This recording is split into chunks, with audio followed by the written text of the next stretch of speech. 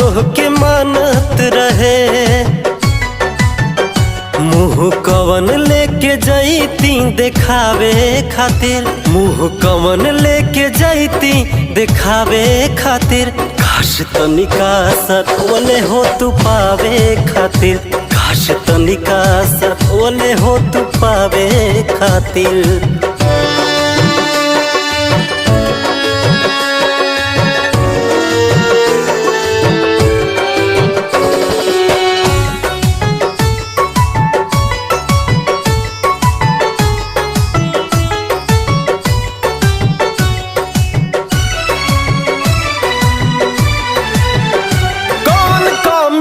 रहे सिंह कुशेषनाथ में शादी कैलू